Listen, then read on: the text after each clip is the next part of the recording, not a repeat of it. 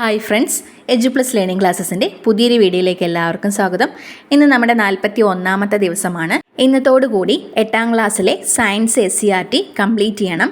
Maximum കൂടുതൽ videos upload ചെയ്യാനായിട്ട് ശ്രമിക്കാം. ഈ ഒരു ക്ലാസ്സിൽ 8 മുതൽ 11 വരെയുള്ള ലെസനാണ് ഡിസ്കസ് ചെയ്യുന്നത്. 8ാമത്തെ ലെസനാണ് അളവുകളും യൂണിറ്റുകളും. പണ്ടുകാലത്ത് നീളം അളക്കാൻ ഉപയോഗിക്കുന്ന തോതുകളാണ് വാര, മുഴം. പണ്ടുകാലത്ത് നീളം അളക്കാൻ ഉപയോഗിക്കുന്ന തോതുകളായിരുന്നു വാര, മുഴം. നീളത്തിൻ്റെ അടിസ്ഥാന യൂണിറ്റ് മീറ്ററാണ്. നീളത്തിൻ്റെ അടിസ്ഥാന യൂണിറ്റ് മീറ്ററാണ്. 1 സെൻറ്റിമീറ്റർ എന്ന് പറയുന്നത് 10 മില്ലിമീറ്ററിന് തുല്യമാണ്. 1 മീറ്റർ 100 സെൻറ്റിമീറ്റർ ആണ്. 1 മീറ്റർ എന്ന് പറയുന്നത് 1000 മില്ലിമീറ്റർ കൂടിയാണ്. 1 സെൻറ്റിമീറ്റർ 10 മില്ലിമീറ്റർ ആണ്. 1 മീറ്റർ 1000 മില്ലിമീറ്റർ ആണ്. 1 മീറ്ററിനെ സെൻറ്റിമീറ്ററിൽ പറയുമ്പോൾ 100 സെൻറ്റിമീറ്റർ ആണ്. 1 മീറ്റർ സ്കെയിൽ ഉപയോഗിച്ച് കൃത്യമായി അളക്കാവുന്ന ഏറ്റവും കുറഞ്ഞ നീളത്തെയാണ് അതിൻ്റെ ലീസ്റ്റ് കൗണ്ട് എന്ന് പറയുന്നത്. 1 മീറ്റർ സ്കെയിൽ ഉപയോഗിച്ച് കൃത്യമായി അളക്കാവുന്ന ഏറ്റവും കുറഞ്ഞ നീളത്തിനെയാണ് ലീസ്റ്റ് കൗണ്ട് എന്ന് പറയുന്നത്. ഫ്രാൻസിലെ അന്താരാഷ്ട്ര അളവ് തൂക്ക ബ്യൂറോയിൽ 2 അടയാളങ്ങൾക്കിടയിലുള്ള നീളത്തിനെയാണ് 1 മീറ്റർ എന്ന് പറയുന്നത്. പ്ലാറ്റിനം 90% 10% ഇറീഡിയവും ചേർത്തുകൊണ്ട് ഒരു ദണ്ഡ് നിർമ്മിച്ചിട്ടുണ്ട്. 0 ഡിഗ്രി സെൽഷ്യസിൽ ഫ്രാൻസിലെ അന്താരാഷ്ട്ര അളവ് തൂക്ക ബ്യൂറോയിലാണ് ഇത് സൂക്ഷിച്ചിരിക്കുന്നത്. ഇതിൻ്റെ നീളമാണ് ലോകത്തിലെവിടെയും 1 മീറ്റർ ആയിട്ട് കണക്കാക്കുന്നത്. പുതിയ നിർവചനം അനുസരിച്ച് 1 മീറ്റർ എന്ന് പറയുന്നത് ശൂന്യതയിൽ പ്രകാശം 1/229.792458 സെക്കൻഡ് കൊണ്ട് സഞ്ചരിക്കുന്ന ദൂരമാണ്. പുതിയ നിർവചനം അനുസരിച്ച് 1 മീറ്റർ എന്ന് പറയുന്നത് ശൂന്യതയിൽ പ്രകാശം 1/229.792458 സെക്കൻഡ് കൊണ്ട് സഞ്ചരിക്കുന്ന ദൂരമാണ്. നീളത്തിൻ്റെ അടിസ്ഥാന യൂണിറ്റാണ് മീറ്റർ. നീളത്തിൻ്റെ അടിസ്ഥാന യൂണിറ്റ് മീറ്റർ ആണ്. നീളത്തിൻ്റെ ചെറിയ യൂണിറ്റുകളാണ് സെൻറ്റിമീറ്റർ, മില്ലിമീറ്റർ, മൈക്രോമീറ്റർ, നാനോമീറ്റർ. ഏറ്റവും വലിയ യൂണിറ്റ്, നീളത്തിൻ്റെ ഏറ്റവും വലിയ യൂണിറ്റ് കിലോമീറ്റർ ആണ്. ഗ്രഹങ്ങളിലേക്കും നക്ഷത്രങ്ങളിലേക്കുമുള്ള ദൂരം അളക്കാൻ ഉപയോഗിക്കുന്നതാണ് ആസ്ട്രോണമിക്കൽ യൂണിറ്റും പാർസെക് അല്ലെങ്കിൽ പാരാലിറ്റിക് സെക്കൻഡും. ഗ്രഹങ്ങളിലേക്കും നക്ഷത്രങ്ങളിലേക്കുമുള്ള ദൂരം അളക്കാൻ ഉപയോഗിക്കുന്നത് ആസ്ട്രോണമിക്കൽ യൂണിറ്റ് അല്ലെങ്കിൽ പ്രകാശവർഷവും പാർസെക് അല്ലെങ്കിൽ പാരാലിറ്റിക് സെക്കൻഡുമാണ്. ഭൂമിയിൽ നിന്നും സൂര്യനിലേക്കുള്ള ശരാശരി ദൂരം 15 കോടി കിലോമീറ്റർ ആണ്. ഭൂമിയിൽ നിന്നും സൂര്യനിലേക്കുള്ള ശരാശരി ദൂരം അളക്കുന്നത് ആസ്ട്രോണമിക്കൽ യൂണിറ്റിലാണ്. ഏകദേശം 15 കോടി കിലോമീറ്റർ ആണ് ദൂരം. ഒരു വർഷം കൊണ്ട് പ്രകാശം സഞ്ചരിക്കുന്ന ദൂരമാണ് ഒരു പ്രകാശവർഷമെന്ന് പറയുന്നത്. ഒരു വർഷം കൊണ്ട് പ്രകാശം സഞ്ചരിക്കുന്ന ദൂരമാണ് ഒരു പ്രകാശവർഷം. സെക്കൻഡിൽ 3 ലക്ഷം കിലോമീറ്റർ ആണ് പ്രകാശം ശൂന്യതയിലൂടെ സഞ്ചരിക്കുന്നത്. സെക്കൻഡിൽ 3 ലക്ഷം കിലോമീറ്റർ ആണ് പ്രകാശം ശൂന്യതയിലൂടെ സഞ്ചരിക്കുന്ന ദൂരം. 3 × 10⁵. ഒരു പാർസെക് എന്ന് പറയുന്നത് 3.26 പ്രകാശവർഷത്തിന് തുല്യമാണ്. ഒരു പാർസെക് എന്ന് പറയുന്നത് 3.26 പ്രകാശവർഷമാണ്. 1 കിലോമീറ്റർ 1000 മീറ്ററിന് തുല്യമാണ്. അതായത് 10⁻³ മീറ്റർ. 1 സെൻറ്റിമീറ്റർ എന്ന് പറയുന്നത് 1/100 മീറ്ററിന് തുല്യമാണ്. അതിനെ നമുക്ക് മാറ്റി എഴുതുമ്പോൾ 1/10⁻² എന്ന് എഴുതാം, അല്ലെങ്കിൽ 10⁻⁻² മീറ്റർ എന്ന് എഴുതാം. 1 മില്ലിമീറ്റർ 1/1000 മീറ്ററിന് തുല്യമാണ്. അതായത് 1/10⁻³ മീറ്റർ അല്ലെങ്കിൽ 10⁻³ മീറ്ററിന് തുല്യമാണ്. 1 മൈക്രോമീറ്റർ എന്ന് പറയുന്നത് 1/10 ലക്ഷം മീറ്ററിന് തുല്യമാണ്. 1/10⁻⁶ മീറ്റർ അല്ലെങ്കിൽ 10⁻⁻6 മീറ്ററിന് തുല്യമാണ് ഒരു മൈക്രോമീറ്റർ.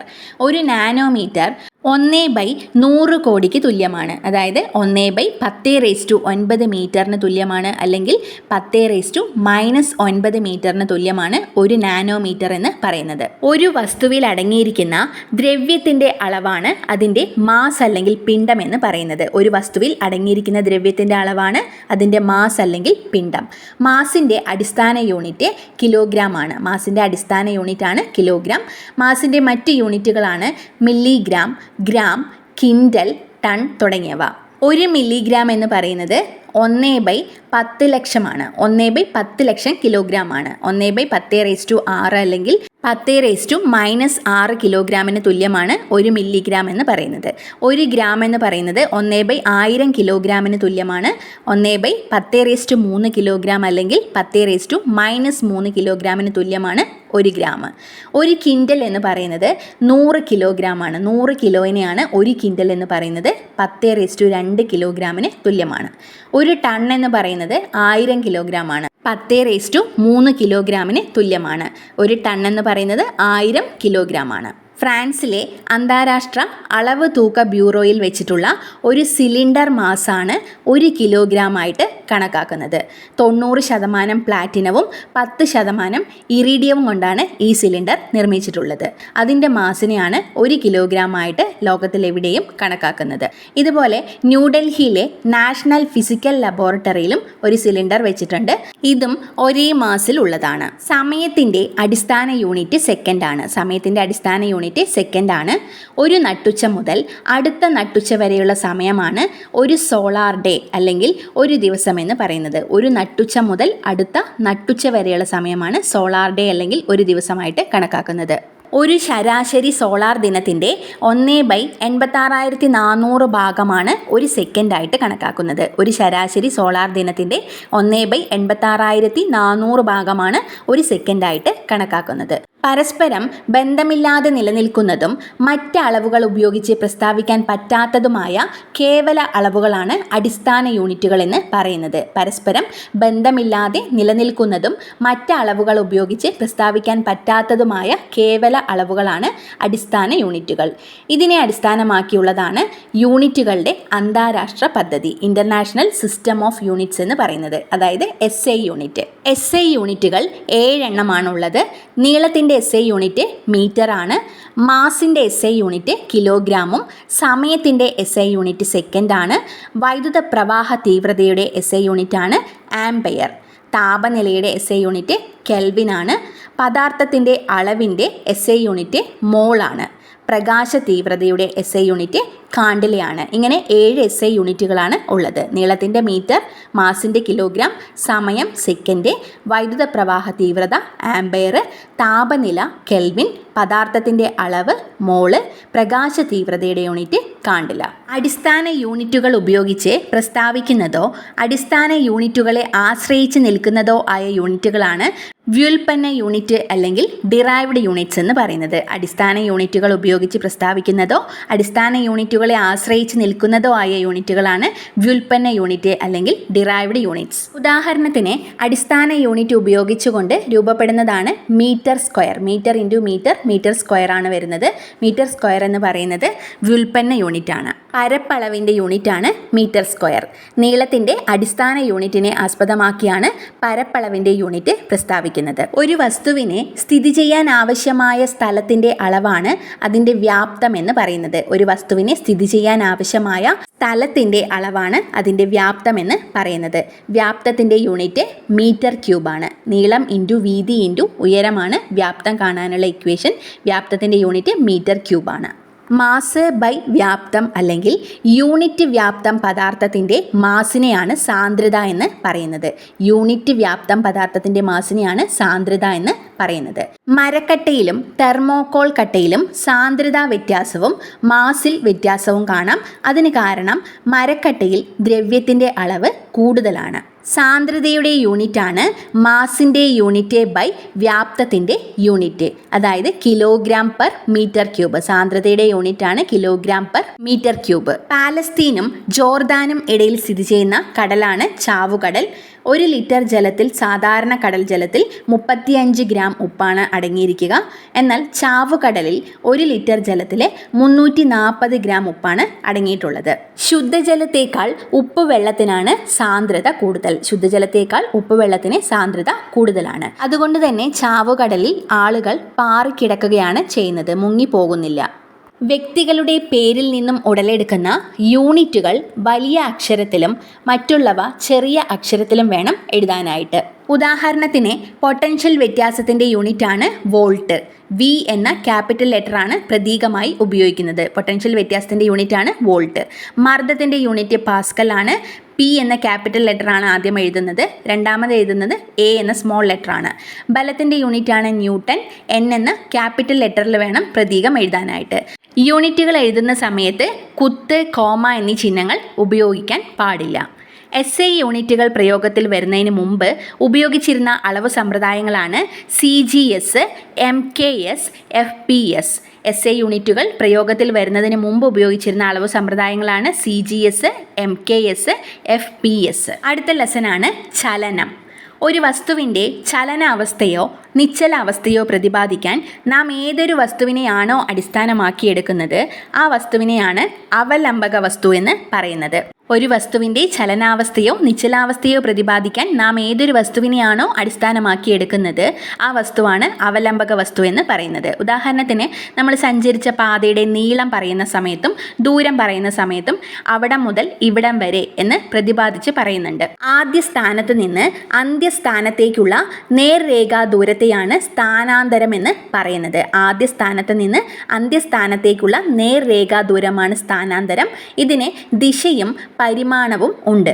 ഇതിൻ്റെ യൂണിറ്റ് മീറ്റർ ആണ്. സ്ഥാനാന്തരത്തിൻ്റെ യൂണിറ്റ് മീറ്റർ ആണ്. പരിമാണത്തോടൊപ്പം ദിശ കൂടി പ്രസ്താവിക്കേണ്ടി വരുന്ന ഭൗതിക അളവുകളെ പറയുന്നതാണ് സദിശ അളവുകൾ അല്ലെങ്കിൽ വെക്റ്റർ ക്വാണ്ടിറ്റീസ്. പരിമാണത്തോടൊപ്പം ദിശ കൂടി പ്രസ്താവിക്കേണ്ടി വരുന്ന ഭൗതിക അളവുകളാണ് സദിശ അളവുകൾ അല്ലെങ്കിൽ വെക്റ്റർ ക്വാണ്ടിറ്റി എന്ന് പറയുന്നത്.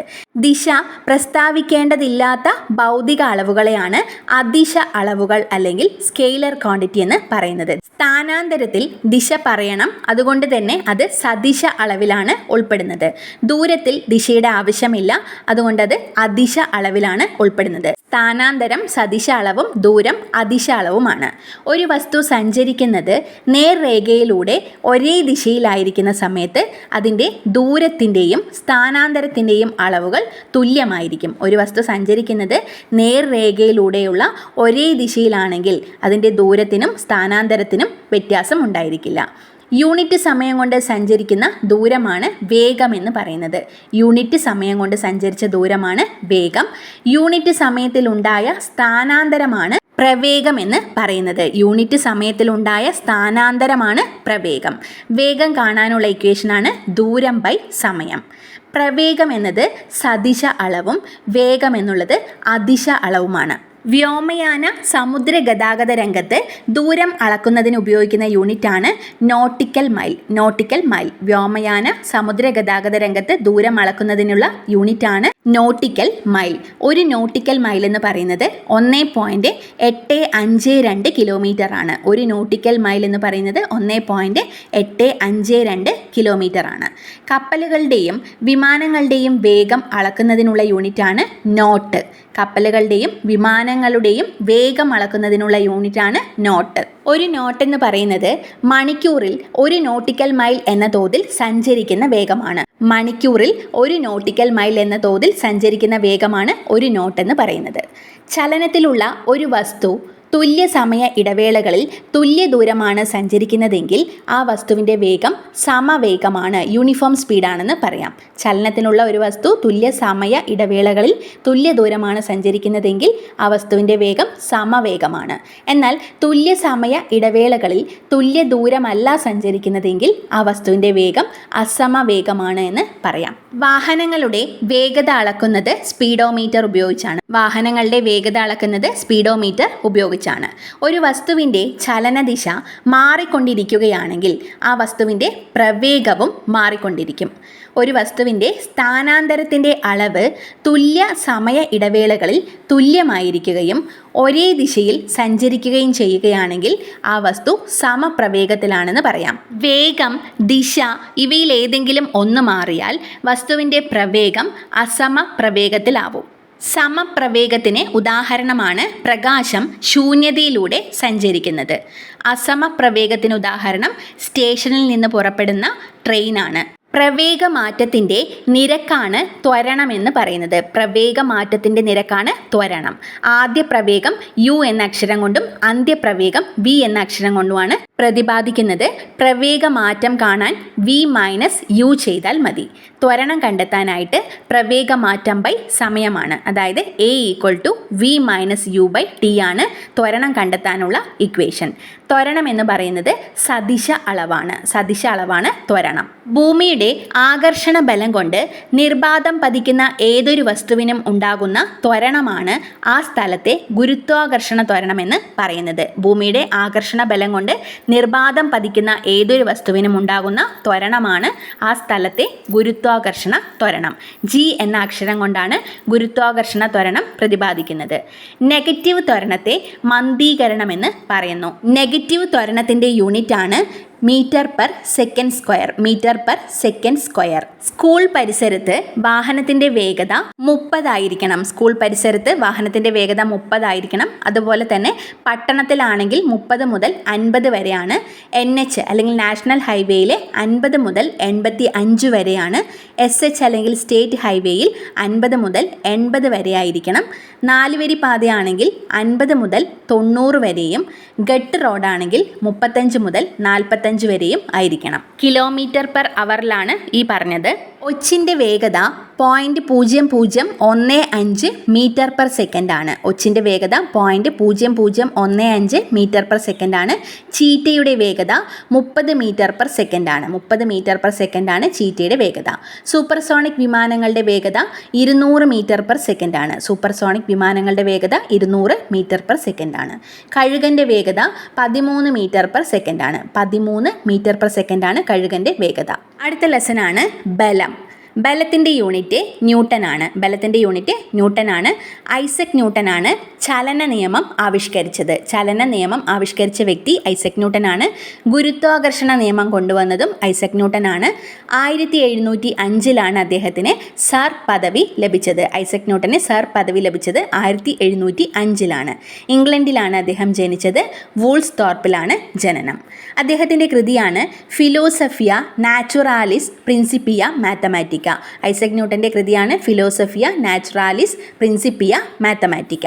0.1 കിലോഗ്രാം അല്ലെങ്കിൽ 100 ഗ്രാം മാസുള്ള ഒരു വസ്തുവിനെ തറനിരപ്പിന് സമാന്തരമായി കയ്യിൽ താങ്ങി നിർത്താൻ ഗുരുത്വാകർഷണ ബലത്തിനെതിരെ ഏകദേശം 1 ന്യൂട്ടൺ ബലമാണ് പ്രയോഗിക്കേണ്ടത്. 0.1 കിലോഗ്രാം അല്ലെങ്കിൽ 100 ഗ്രാം മാസുള്ള ഒരു വസ്തുവിനെ തറനിരപ്പിന് സമാന്തരമായി കയ്യിൽ താങ്ങി നിർത്താൻ ഗുരുത്വാകർഷണ ബലത്തിനെതിരെ ഏകദേശം 1 ന്യൂട്ടൺ ബലം പ്രയോഗിക്കണം. ഒരു വസ്തുവിൻ്റെ ആകൃതിക്കോ വലുപ്പത്തിനോ വ്യാപ്തത്തിനോ നിശ്ചലാവസ്ഥയ്ക്കോ ചലനാവസ്ഥയ്ക്കോ മാറ്റം വരുത്തുകയോ അതിനുള്ള പ്രവണത ഉളവാക്കുകയോ ചെയ്യുന്നത് എന്താണോ അതാണ് ബലമെന്ന് പറയുന്നത്. ഒരു വസ്തുവിൻ്റെ ആകൃതിക്കോ വലുപ്പത്തിനോ വ്യാപ്തത്തിനോ നിശ്ചലാവസ്ഥയ്ക്കോ ചലനാവസ്ഥയ്ക്കോ മാറ്റം വരുത്തുകയോ അതിനുള്ള പ്രവണത ഉളവാക്കുകയോ ചെയ്യുന്നത് എന്താണോ അതാണ് ബലം. മനുഷ്യനും ജീവികളും പ്രവൃത്തി ചെയ്യാൻ ഉപയോഗിക്കുന്നത് പേശീബലമാണ്. ബലമാണ് പേശീബലം. കാന്തത്തിൻ്റെ ആകർഷണ വികർഷണ ബലമാണ് കാന്തിക ബലം എന്ന് പറയുന്നത്. കാന്ത ആകർഷണ വികർഷണ ബലമാണ് കാന്തിക ബലം. മുടിയിൽ ഉരസിയ പ്ലാസ്റ്റിക് പേനയ്ക്ക് ചെറിയ കടലാസു കഷ്ണങ്ങളെ ആകർഷിക്കാൻ കഴിയുന്നു. അതിന് കാരണമായ ബലമാണ് സ്ഥിത വൈദ്യുത ബലം. മുടിയിൽ ഉരസിയ പ്ലാസ്റ്റിക് പേനയ്ക്ക് ചെറിയ കടലാസു കഷ്ണങ്ങളെ ആകർഷിക്കാൻ കഴിയുന്നത് സ്ഥിത വൈദ്യുത ബലം കാരണമാണ്. പ്രപഞ്ച വസ്തുക്കൾ തമ്മിലുള്ള ആകർഷണ ബലമാണ് ഗുരുത്വാകർഷണ ബലം. ചലനവുമായി ബന്ധപ്പെട്ട ബലം യാന്ത്രിക ബലമാണ്. ഒരു വസ്തുവിനെ മുകളിലൂടെ മറ്റൊരു വസ്തു നീങ്ങുമ്പോൾ വസ്തുക്കളുടെ ചലനത്തെ തടസ്സപ്പെടുത്തുന്ന ബലമാണ് ഘർഷണബലം. ഒരു വസ്തുവിനെ മുകളിലൂടെ മറ്റൊരു വസ്തു നീങ്ങുമ്പോൾ വസ്തുക്കളുടെ ചലനത്തെ തടസ്സപ്പെടുത്തുന്ന ബലമാണ് ഘർഷണബലം. വസ്തുക്കൾ തമ്മിൽ പരസ്പര സമ്പർക്കത്തിലൂടെ പ്രയോഗിക്കപ്പെടുന്ന ബലമാണ് സമ്പർക്ക ബലം അല്ലെങ്കിൽ കോണ്ടാക്ട് ഫോഴ്സ്. വസ്തുക്കൾ തമ്മിൽ പരസ്പര സമ്പർക്കത്തിലൂടെ പ്രയോഗിക്കപ്പെടുന്ന ബലമാണ് സമ്പർക്ക ബലം. വസ്തുവുമായി സമ്പർക്കമില്ലാതെ ഒരു വസ്തുവിൽ പ്രയോഗിക്കുന്ന ബലമാണ് സമ്പർക്ക ബലം അല്ലെങ്കിൽ നോൺ കോണ്ടാക്ട് ഫോഴ്സ് എന്ന് പറയുന്നത്. ഒരു പ്രതലം മറ്റൊരു പ്രതലത്തിലൂടെ ചലിക്കുമ്പോഴോ ചലിക്കാൻ ശ്രമിക്കുമ്പോഴോ അവയുടെ ആപേക്ഷിക ചലനത്തെ എതിർക്കുന്ന തരത്തിൽ അവയ്ക്കിടയിൽ പ്രതലത്തിന് സമാന്തരമായി ഒരു ബലം അനുഭവപ്പെടുന്നു. അതിനെയാണ് ഘർഷണ ബലം എന്ന് പറയുന്നത്. ഒരു വസ്തു മറ്റൊരു വസ്തുവിന് മുകളിലൂടെ ഉരുട്ടി നീക്കുമ്പോൾ അനുഭവപ്പെടുന്ന ഘർഷണ ബലമാണ് ഉരുളൽ ഘർഷണം അല്ലെങ്കിൽ റോളിംഗ് ഫ്രിക്ഷൻ. ഒരു വസ്തു മറ്റൊരു വസ്തുവിന് മുകളിലൂടെ ഉരുട്ടി നീക്കുമ്പോൾ അനുഭവപ്പെടുന്ന ഘർഷണ ബലമാണ് ഉരുളൽ ഘർഷണം.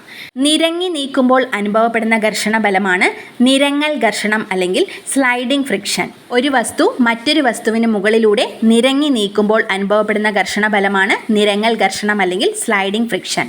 ഉരുളൽ ഘർഷണം നിരങ്ങൽ ഘർഷണത്തേക്കാൾ കുറവാണ്. ഘർഷണം കുറയ്ക്കുന്നതിന് വേണ്ടി വസ്തുക്കളുടെ ആകൃതി രൂപപ്പെടുത്തുന്നതിനെയാണ് ധാരാരേഖിതമാക്കൽ സ്ട്രീം ലൈനിങ് എന്ന് പറയുന്നത്. ഘർഷണം കുറയ്ക്കുന്നതിന് വേണ്ടി വസ്തുക്കളുടെ ആകൃതി രൂപപ്പെടുത്തുന്നതിനെയാണ് ധാരാരേഖിതമാക്കൽ അല്ലെങ്കിൽ സ്ട്രീം ലൈനിങ് എന്ന് പറയുന്നത്. ഘർഷണം കുറയ്ക്കാൻ വേണ്ടി ഉപയോഗിക്കുന്ന വസ്തുക്കളാണ് സ്നേഹകങ്ങൾ അല്ലെങ്കിൽ ലൂബ്രിക്കൻസ്. ഘർഷണം കുറയ്ക്കാൻ ഉപയോഗിക്കുന്ന വസ്തുക്കളാണ് സ്നേഹകങ്ങൾ അല്ലെങ്കിൽ ലൂബ്രിക്കൻസ്. ഖരാവസ്ഥയിലുള്ള സ്നേഹകമാണ് ഗ്രാഫൈറ്റ്. ഖരാവസ്ഥയിലുള്ള സ്നേഹകമാണ് ഗ്രാഫൈറ്റ്. വെളിച്ചെണ്ണ ഒരു സ്നേഹകമാണ്. ഒരു വസ്തുവിൽ ഭൂമി പ്രയോഗിക്കുന്ന ആകർഷണ ബലമാണ് അതിൻ്റെ ഭാരം എന്ന് പറയുന്നത്. ഭാരം കാണാനുള്ള ഇക്വേഷനാണ് F=mg. F എന്ന് പറയുന്നത് ഭാരമാണ്, m മാസ്, g ഗുരുത്വാകർഷണ ത്വരണം. ഗുരുത്വാകർഷണ ത്വരണം 9.8 m/s² ആണ്. ഒരു പ്രതലത്തിൽ ലംബമായി അനുഭവപ്പെടുന്ന ആകെ ബലത്തെയാണ് വ്യാപകമർദ്ദം എന്ന് പറയുന്നത്. ഒരു പ്രതലത്തിൽ ലംബമായി അനുഭവപ്പെടുന്ന ആകെ ബലത്തെ വ്യാപകമർദ്ദം എന്ന് പറയാം. യൂണിറ്റ് പരപ്പളവിൽ അനുഭവപ്പെടുന്ന വ്യാപകമർദ്ദത്തെയാണ് മർദ്ദം എന്ന് പറയുന്നത്. യൂണിറ്റ് പരപ്പളവിൽ അനുഭവപ്പെടുന്ന വ്യാപകമർദ്ദത്തെയാണ് മർദ്ദം എന്ന് പറയുന്നത്. മർദ്ദം കാണാനുള്ള ഇക്വേഷനാണ് വ്യാപകമർദ്ദം ബൈ പരപ്പളവ്. വ്യാപകമർദ്ദം ബൈ പരപ്പളവ്. മർദ്ദത്തിൻ്റെ യൂണിറ്റ് Nm/m² ആണ്. Nm/m². ഇതാണ് പാസ്കൽ എന്ന് അറിയപ്പെടുന്നത്. 1623 ജൂൺ 19 ഫ്രാൻസിൽ ജനിച്ച വ്യക്തിയായിരുന്നു ബ്ലേസ് പാസ്കൽ. ഗണിതശാസ്ത്ര മേഖലയിലും ഊർജ്ജതന്ത്ര മേഖലയിലും പ്രഗത്ഭനായിരുന്ന വ്യക്തിയാണ്. അദ്ദേഹത്തിൻ്റെ മർദ്ദത്തെ സംബന്ധിച്ച നിയമമാണ് പാസ്കൽ നിയമം എന്ന് അറിയപ്പെടുന്നത്. ബ്ലേസ് പാസ്കൽ കൊണ്ടുവന്നതാണ് പാസ്കൽ നിയമം. ഒരു നിശ്ചിത ബലം പ്രയോഗിക്കുമ്പോൾ സമ്പർക്കത്തിൽ വരുന്ന പ്രതലത്തിൻ്റെ പരപ്പളവ് കൂടുമ്പോൾ മർദ്ദം കുറയുന്നു. പരപ്പളവ് കുറയുമ്പോൾ മർദ്ദം കൂടുന്നു. ഒരു നിശ്ചിത ബലം പ്രയോഗിക്കുമ്പോൾ സമ്പർക്കത്തിൽ വരുന്ന പ്രതലത്തിൻ്റെ പരപ്പളവ് കൂടുമ്പോൾ മർദ്ദം കുറയുന്നു. പരപ്പളവ് കുറയുമ്പോൾ മർദ്ദം കൂടുന്നു. ദ്രാവക രൂപത്തിൻ്റെ ഉയരം കൂടുന്നതിനനുസരിച്ച് പ്രയോഗിക്കുന്ന മർദ്ദവും കൂടും. ദ്രാവക രൂപത്തിൻ്റെ ഉയരം കൂടുന്നതിനനുസരിച്ച് അത് പ്രയോഗിക്കുന്ന മർദ്ദവും കൂടും. ഒരു ദ്രാവകം യൂണിറ്റ് പരപ്പളവിൽ പ്രയോഗിക്കുന്ന വ്യാപക മർദ്ദത്തെയാണ് ദ്രാവകമർദ്ദം എന്ന് പറയുന്നത്. ഒരു ദ്രാവകം യൂണിറ്റ് പരപ്പളവിൽ പ്രയോഗിക്കുന്ന വ്യാപക മർദ്ദത്തെ ദ്രാവകമർദ്ദം എന്നാണ് പറയുന്നത്. ദ്രാവകങ്ങൾ അത് സ്ഥിതി ചെയ്യുന്ന പാത്രത്തിൻ്റെ എല്ലാ വശങ്ങളിലേക്കും ബലം പ്രയോഗിക്കുന്നുണ്ട്. ദ്രാവകമർദ്ദത്തെ സ്വാധീനിക്കുന്ന ഘടകങ്ങളാണ് ദ്രാവക രൂപത്തിൻ്റെ ഉയരം, ദ്രാവകത്തിൻ്റെ സാന്ദ്രത. ദ്രാവകമർദ്ദത്തെ സ്വാധീനിക്കുന്ന ഘടകങ്ങളാണ് ദ്രാവക രൂപത്തിൻ്റെ ഉയരം, ദ്രാവകത്തിൻ്റെ സാന്ദ്രത. യൂണിറ്റ് പരപ്പളവിലുള്ള ദ്രാവക രൂപത്തിൻ്റെ ഭാരത്തിന് ആനുപാതികമാണ് ദ്രാവകമർദ്ദം. യൂണിറ്റ് പരപ്പളവിലുള്ള ദ്രാവക രൂപത്തിൻ്റെ ഭാരത്തിന് ആനുപാതികമായിരിക്കും ദ്രാവകമർദ്ദം. ദ്രാവകമർദ്ദം കാണാനുള്ള ഇക്വേഷനാണ് HdG. H എന്ന് പറയുന്നത് ഉയരം, D സാന്ദ്രത, G ഗുരുത്വ ത്വരണം. അന്തരീക്ഷ മർദ്ദത്തിൻ്റെ അസ്തിത്വം തെളിയിച്ചത് മഗ്ദീബെർഗിലെ ഓട്ടോ വാൻ ഗെറിക്കാണ്. അന്തരീക്ഷ മർദ്ദത്തിൻ്റെ അസ്തിത്വം തെളിയിച്ച വ്യക്തിയാണ് മഗ്ദീബെർഗിലെ ഓട്ടോ വാൻ ഗെറിക്ക്. ഭൂമിയുടെ ഉപരിതലത്തിൽ സാന്ദ്രതയും മർദ്ദവും കൂടുതലായിരിക്കും. ഭൂമിയുടെ മുകളിലോട്ട് പോകുന്തോറും സാന്ദ്രതയും മർദ്ദവും കുറഞ്ഞു കുറഞ്ഞു വരും. ഭൂമിയുടെ ഉപരിതലത്തിൽ യൂണിറ്റ് പരപ്പളവിൽ അനുഭവപ്പെടുന്ന വായുരൂപത്തിൻ്റെ ഭാരമാണ് അന്തരീക്ഷമർദ്ദം എന്ന് പറയുന്നത്. ഭൂമിയുടെ ഉപരിതലത്തിൽ യൂണിറ്റ് പരപ്പളവിൽ അനുഭവപ്പെടുന്ന വായുരൂപത്തിൻ്റെ ഭാരമാണ് അന്തരീക്ഷമർദ്ദം.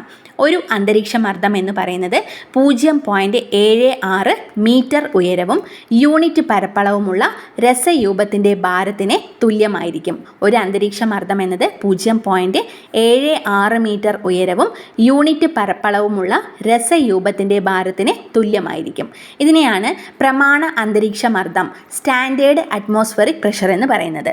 അന്തരീക്ഷമർദ്ദത്തിൻ്റെ യൂണിറ്റ് ബാറാണ്. അന്തരീക്ഷമർദ്ദത്തിൻ്റെ യൂണിറ്റ് ബാറാണ്. അന്തരീക്ഷമർദ്ദം അളക്കാൻ ഉപയോഗിക്കുന്ന ഉപകരണമാണ് ബാരോമീറ്റർ. അന്തരീക്ഷമർദ്ദം അളക്കാൻ ഉപയോഗിക്കുന്ന ഉപകരണമാണ് ബാരോമീറ്റർ. അടുത്ത ലെസനാണ് കാന്തികത.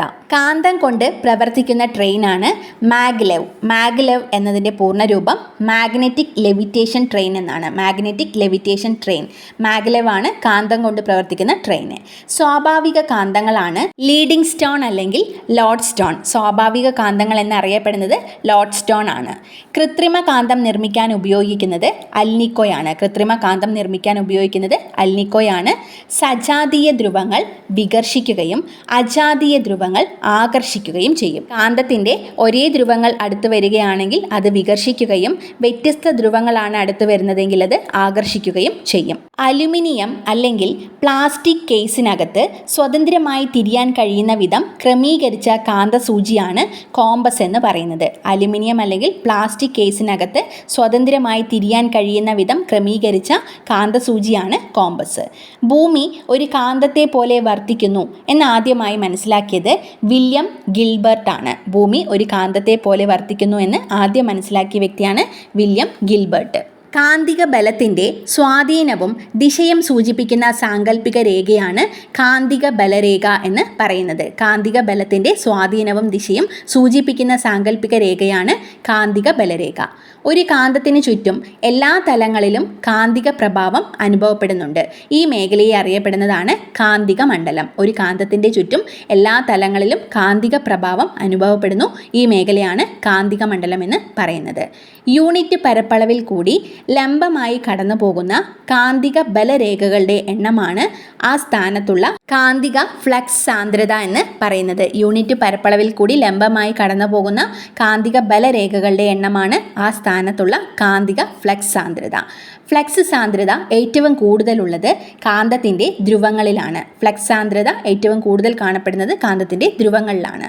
കാന്തത്താൽ ആകർഷിക്കുന്നത് കൊബാൾട്ടും നിക്കലുമാണ്. കൊബാൾട്ടും നിക്കലും കാന്തത്താൽ ആകർഷിക്കപ്പെടുന്നു. കാന്തത്തിൻ്റെ സാന്നിധ്യം മൂലം ഒരു കാന്തിക വസ്തുവിനെ കാന്തശക്തി ലഭിക്കുന്ന പ്രതിഭാസമാണ് കാന്തിക പ്രേരണം അല്ലെങ്കിൽ മാഗ്നറ്റിക് ഇൻഡക്ഷൻ എന്ന് പറയുന്നത്.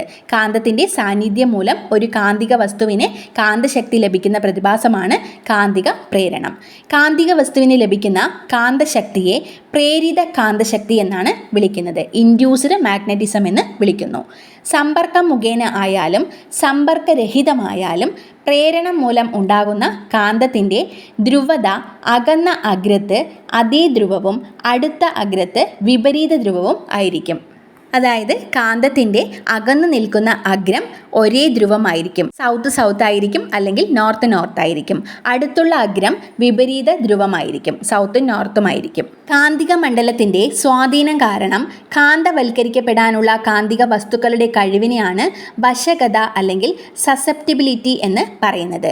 കാന്തിക മണ്ഡലത്തിൻ്റെ സ്വാധീനം കാരണം കാന്തവൽക്കരിക്കപ്പെടാനുള്ള കാന്തിക വസ്തുക്കളുടെ കഴിവാണ് വശകത എന്ന് പറയുന്നത്. ഇത് കൂടുതലുള്ളത് പച്ചിരുമ്പിനാണ്.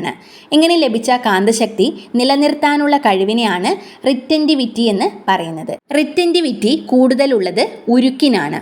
വശകത കൂടുതൽ പച്ചിരുമ്പിനും റിറ്റൻറ്റിവിറ്റി കൂടുതൽ ഉരുക്കിനുമാണ്. പച്ചിരുമ്പിന് വായുവിനേക്കാൾ കാന്തിക ഫ്ലക്സ് കൂടുതലാണ്. പച്ചിരുമ്പിന് വായുവിനേക്കാൾ കാന്തിക ഫ്ലക്സ് കൂടുതലായിരിക്കും. കാന്തിക ബലരേഖകളെ ഉള്ളിലേക്ക് കടത്തിവിടാനുള്ള വസ്തുക്കളുടെ കഴിവിനെയാണ് പെർമിയബിലിറ്റി എന്ന് പറയുന്നത്. കാന്തിക ബലരേഖകളെ ഉള്ളിലേക്ക് കടത്തിവിടാനുള്ള വസ്തുക്കളുടെ കഴിവിനെയാണ് പെർമിയബിലിറ്റി എന്ന് പറയുന്നത്. പച്ചിരുമ്പിൽ ചുറ്റിയ കവചിത ചെമ്പ് കമ്പിയിലൂടെ വൈദ്യുതി കടത്തിവിട്ട് വൈദ്യുത കാന്തങ്ങൾ നിർമ്മിക്കാൻ സാധിക്കും. താൽക്കാലിക കാന്തങ്ങൾ നിർമ്മിക്കാനായിട്ട് നമുക്ക് പച്ചിരുമ്പിൽ ചുറ്റിയ കവചിത ചെമ്പു കമ്പിയിലൂടെ വൈദ്യുതി കടത്തിവിട്ടാൽ മതി. അത് വൈദ്യുത കാന്തങ്ങളായിട്ട് മാറും. ഇത്രയും കാര്യങ്ങളാണ് ഇമ്പോർട്ടൻ്റ് ആയിട്ട് നമുക്ക് പഠിക്കാനുള്ളത്. ബാക്കിയുള്ള കാര്യങ്ങൾ അടുത്ത ക്ലാസ്സിൽ പഠിക്കാം. ഈ ക്ലാസ് നിങ്ങൾക്ക് യൂസ്ഫുൾ ആയെന്ന് കരുതുന്നു. യൂസ്ഫുൾ ആവുന്നുണ്ടെങ്കിൽ മറ്റുള്ളവർക്കൂടെ ഒന്ന് ഷെയർ ചെയ്ത് കൊടുക്കുക. അതോടൊപ്പം വീഡിയോ ലൈക്ക് ചെയ്യാനും ചാനൽ സബ്സ്ക്രൈബ് ചെയ്യാനും മറക്കരുത്. നിങ്ങളുടെ അഭിപ്രായങ്ങൾ കമൻറ്റിലൂടെ അറിയിക്കുക. നമുക്ക് മറ്റൊരു ക്ലാസ്സുമായി കാണാം. താങ്ക്